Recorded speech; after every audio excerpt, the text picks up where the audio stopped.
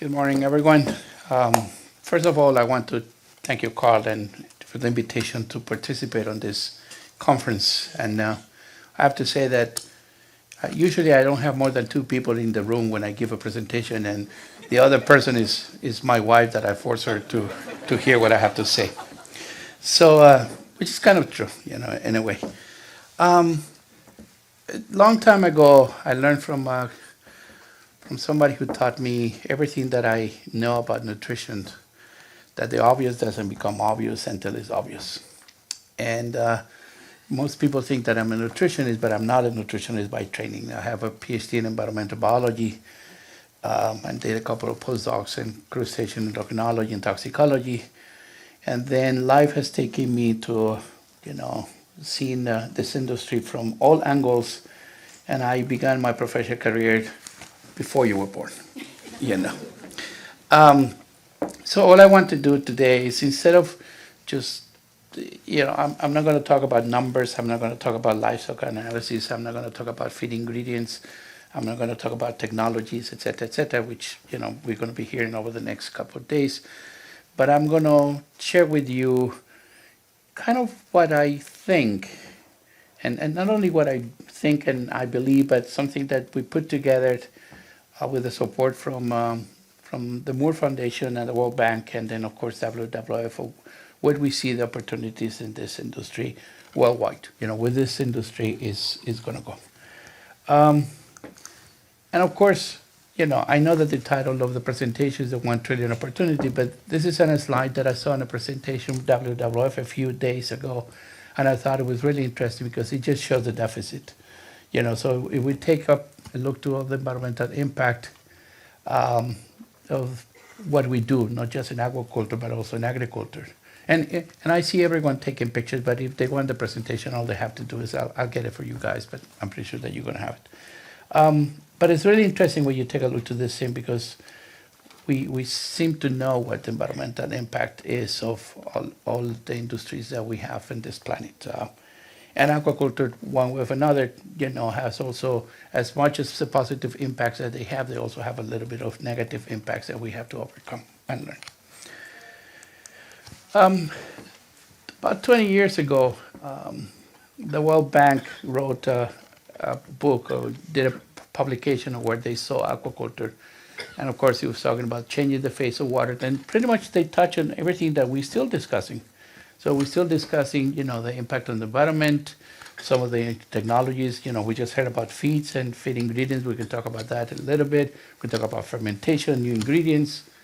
Of course, one of the things that we always discuss at WWF is that, we have to help the small guys, the small farmers, because if we don't help the small farmers, it's going to be very difficult for this industry to be sustainable as we want to be. And when it comes down to aquaculture, we're still talking about Africa, and I don't hear a lot of people talking about Africa over the years. I think we're just beginning to realize the potential that some of the African countries have when it comes down to aquaculture. These are numbers that I think we know. We already know, where aquaculture is going versus fisheries. We know where, how much the industry is growing, and how we just overpass, the amount of seafood that comes from aquaculture versus what it comes from fisheries. Here are the obvious, so we already know that there's a rise in demand for seafood. There's a chip to feed based systems. Aquaculture seems to be very high efficient when it comes down to protein production. I think we all know the LCAs. I promise not to talk about carbon footprints, but we tend to compare our carbon footprints to other animal production, cattle, poultry, and swine. And of course, we know the growth of the industry, how fast this industry is going. I don't remember how much. Oh, I have 35 minutes. That's great. We're going to do this in 10, and then we can have 20 minutes for discussion. But there's also a lot of misconceptions about aquaculture. I think that we, as aquaculture producers, have a lot of work to do to not just teach ourselves, but also to teach the world what we do.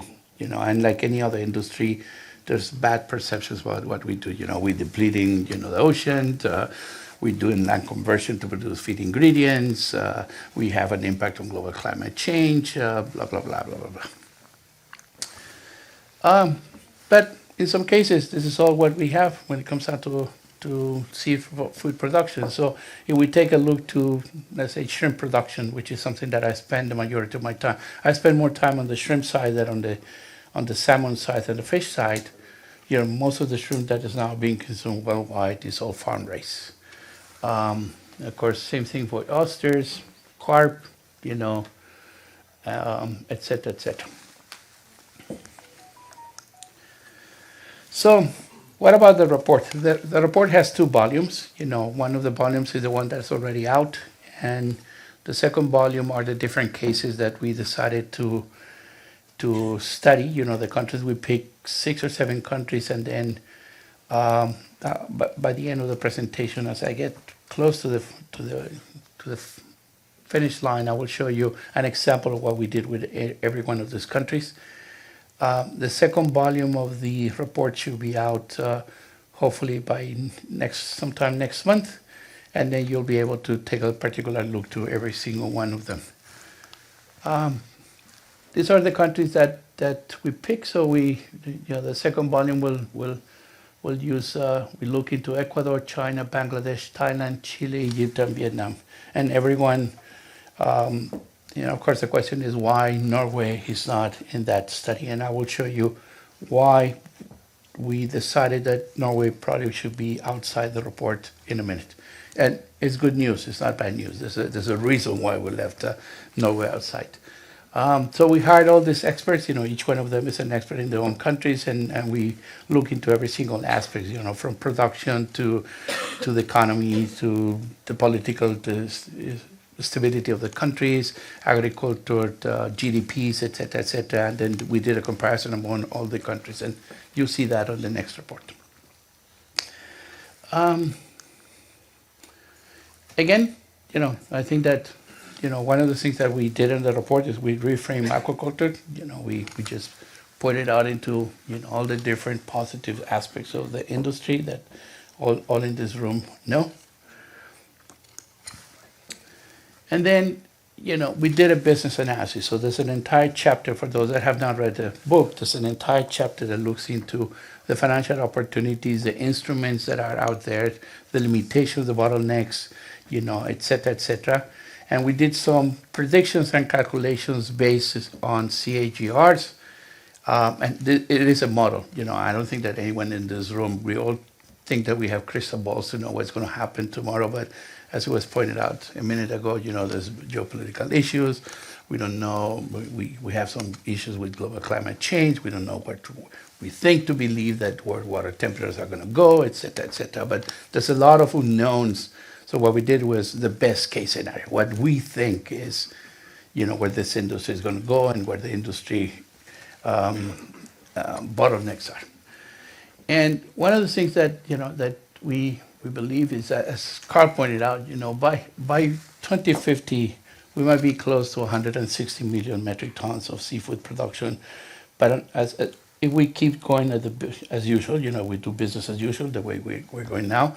But we also think that if we have this investment and we look into how much money we will need to double or triple that and to produce this additional, 97 million metric tons, what it will take to get there.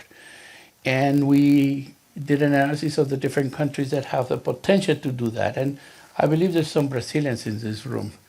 And I was born in Colombia, and I have been very close to Brazil for many reasons. And years ago, I would say at least 15 years ago, we thought that Brazil would be the #1 aquaculture producer in the world. And there's issues, I think the Brazilians know why we don't have, Brazil is not the #1 when it comes down to aquaculture, but Brazil is the #1 in many things: bananas, coffee, poultry, swine, et cetera, et cetera.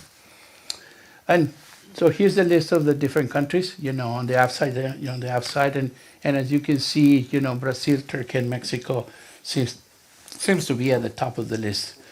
I was in a meeting of the IFC Bank and the World Bank also last week, and I think that we're beginning to realize that Morocco is probably also one of those countries that should be there on the top 5 list. So within Africa, Morocco might have one of the largest opportunities also to be part of the list. So here the what we believe that we will require, And as you can see, on this table, we have the incremental production, best case scenario, the outside case scenario, and then how much we will need in terms of CapEx and working capital to get to that. And somewhere between 600 and 1.3 trillion dollars is probably what we can generate on the outside. There was a lot of discussions about if we can get to 1.5, maybe $2 trillion, and there's always the possibility that we can do that if we develop the technologies and we have the financial resources to do it. Because this will not be able to, we cannot achieve this without the support from the financial entities. This, will be extremely difficult to be out of pocket money. This is, as you can see, this is the incremental production potential and this sovereign credit rating. And as you can see, Norway is at the top, AAA, when it comes down to investment and also the opportunities in terms of growth. And the reason why, as I pointed out before, that we decided to keep it outside is that, as you can see on that graph, is an outlier. Norway is a country that has done probably 99.5% everything right. When it comes down to the amount of money that have been invested in research, that is being invested in research, the amount of technologies that have developed. I always compare the salmon industry to all the other aquaculture industries, and the alternative to this on the aquaculture side is probably shrimp. It's kind of approaching the same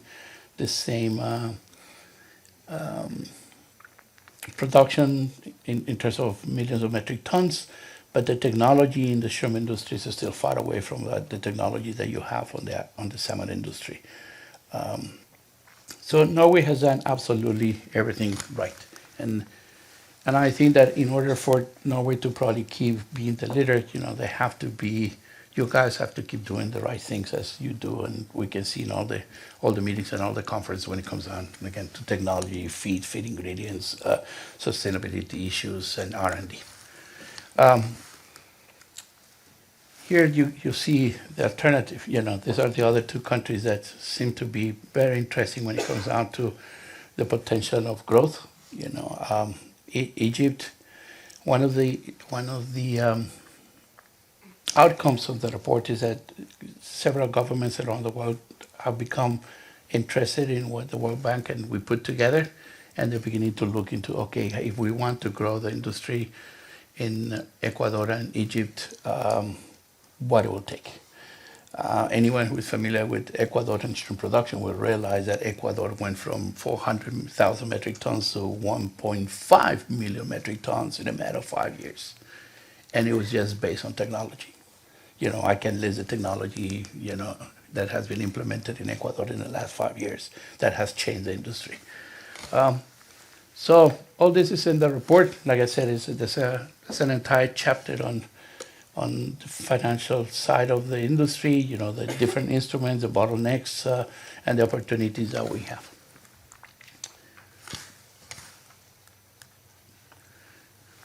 Here's a close example that I wanted to have. There's some Chileans in this room, so I wanted to show Chile, since Chile is the other largest producer of salmon industry. But this is some of the aspects that we look into, and all these are the reports. So took a look into global GDP, the area, the production, the rule of law, easy of doing business, climate rate, environmental performance, etc., etc. So all of this, case by case, in every one of these countries, you will find it on the second volume, sometime hopefully next month. What are the takeaways? And I'm going to have like 5 minutes left, so we can have a discussion, which I think will be important. Maybe there's somebody who would like to ask a question. Things that I think we all know, but it's important to put them all together and then go through. We know the potential, the growth potential of aquaculture. We know, the benefits that we can get from seafood production using aquaculture. Part of the report, one of the issue that we addressed was employment generation. I think is extremely important.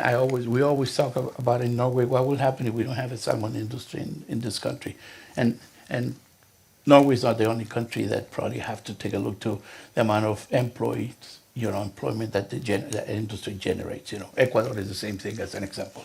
Aquaculture just generates an immense amount of jobs.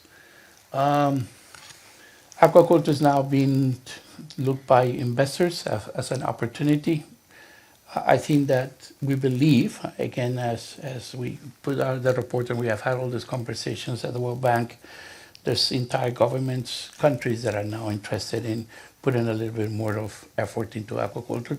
Investment groups are beginning to see this as a great opportunity, and I think that there's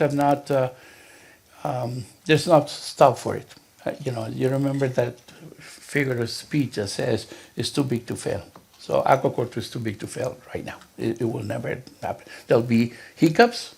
We have to cope with disease and feed ingredient bottlenecks, and we have to address the life cycle analyses and carbon footprints, et cetera. But aquaculture potential and the way it is now is not going to fail. I think that I touched on the investment. That this is part of what we also address. In terms of that strategy, how we're going to, the different types of instruments that we can use to finance the growth, and then of course. In terms of sustainability, which I didn't want to touch on, but we can talk about sustainability as much as we want. This is probably one of the most, if not the most sustainable industries when it comes down to protein production right now. This was also put together, by the World Bank, and as we all know, and I'm going to preach here to the choir, as income inequality changes and as we have more income, we all know that protein consumption is going to go up. We hope that the world will keep growing in terms of seafood production and, of course, income equality. These are the 2 volumes. There's a QR. I'll be around for the next couple of days. I'll be happy to answer questions to the best of my knowledge, or at least give you my personal opinion. And like I said, we have, I think, 4 minutes for questions if anyone would like to ask. And again, thank you very much.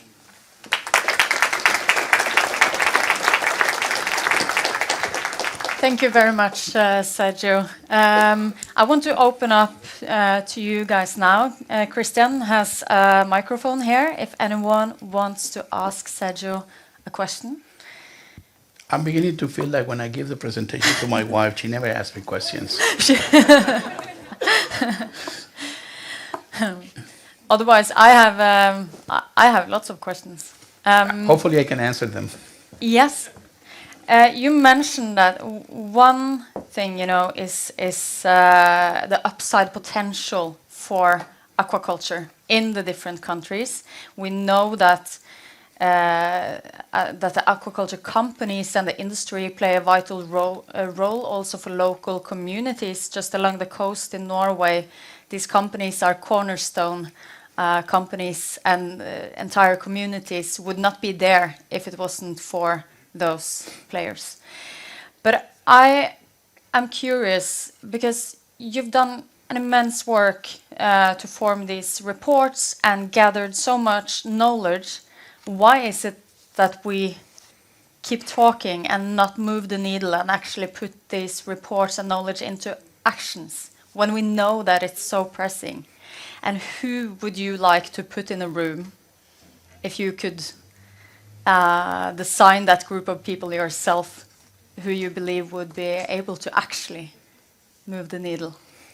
Good. So I'm going to try to be as politically correct as I can. You don't have to. No, I'm never politically correct. Some of the friends that know me, I'm going to give you my personal opinion on what I think happens.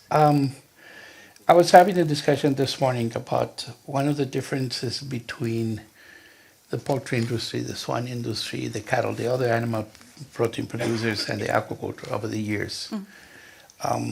I've seen, I've been in multiple meetings, and sometimes when you come to some of these aquaculture meetings, and I'm not talking about this in particular, you have a lot of people that talk about the magic bullets. And there's no one single magic bullet in this industry.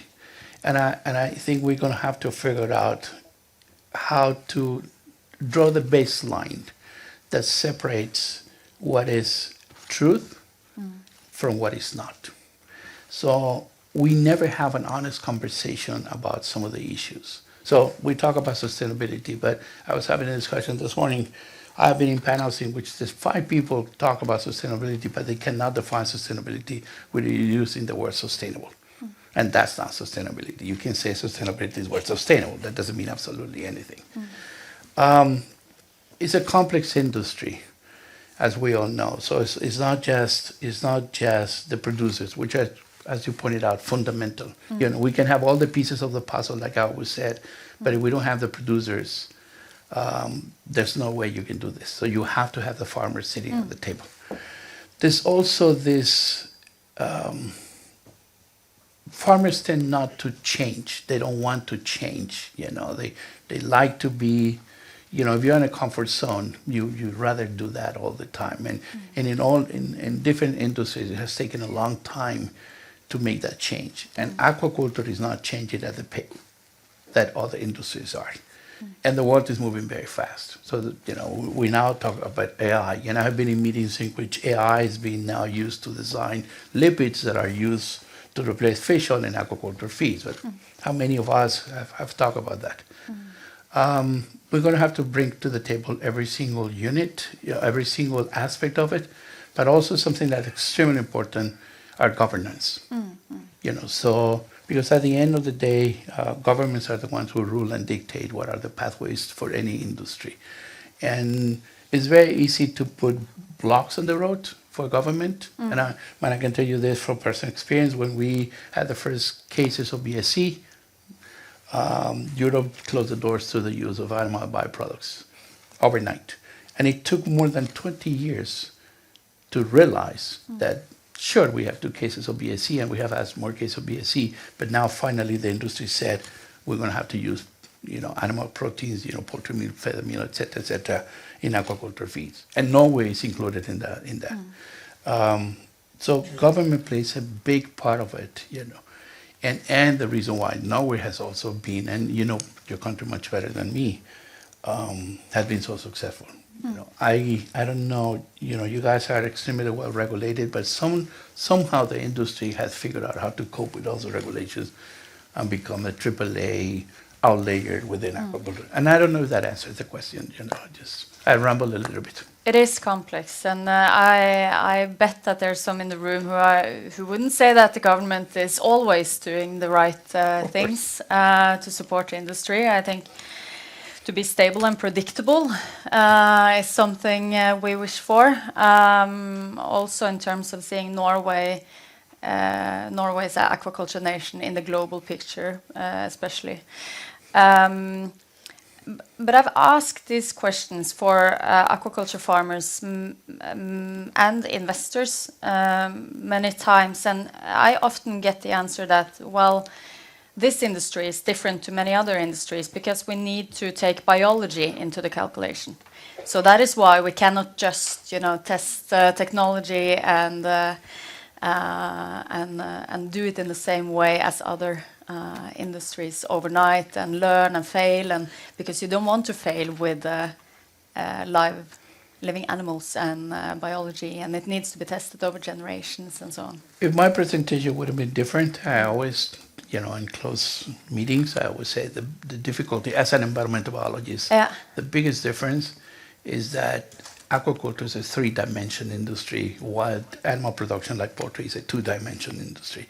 That changes everything from the physiology of the animal and the feeding behavior to you see it, You almost don't see, well, in the salmon industry, you can see some of the salmon eating in the cages.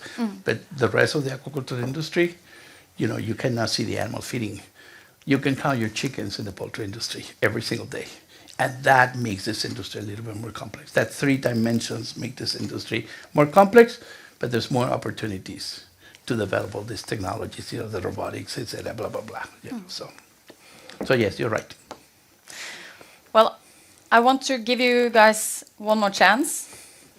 We have a question here.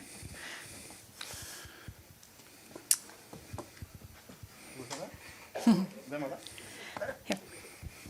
Promise me you're not going to ask me a tough question because I know you pretty well and I know where you live. And I was born in Colombia.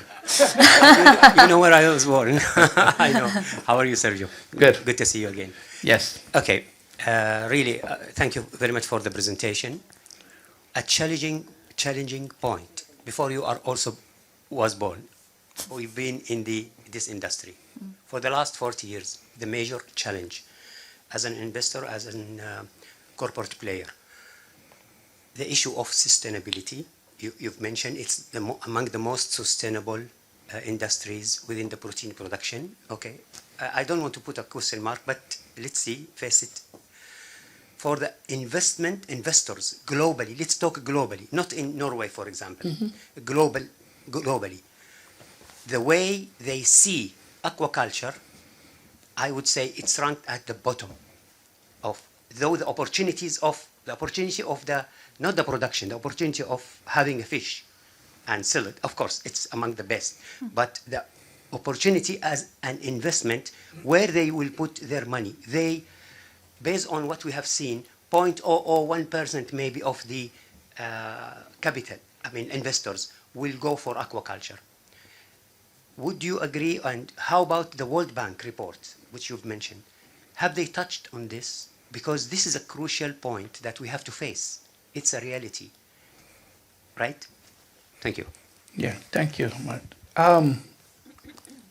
It took almost 2 years to put together the report, and endless number of discussions, and of course, it's a very large team that ended being only 3 people. So it was Harrison, that you know pretty well, and then Serge and myself. We have had a lot of discussions about sustainability and how we sell the sustainable part of aquaculture to these investment groups. It goes back to, I always say that conversation going in circles. It goes back to my first statement. It's all about education. And this report is giving us the opportunity to show all these investors that aquaculture is probably the place to put the money. And the truth is that investment in aquaculture has not stopped, and it's not going to stop. This might give us the momentum that we need to address that. WWF, I joined WWF just about 8 months ago. And one of the things that we have done is, we talk all the time about sustainability. For us, that first light is extremely important.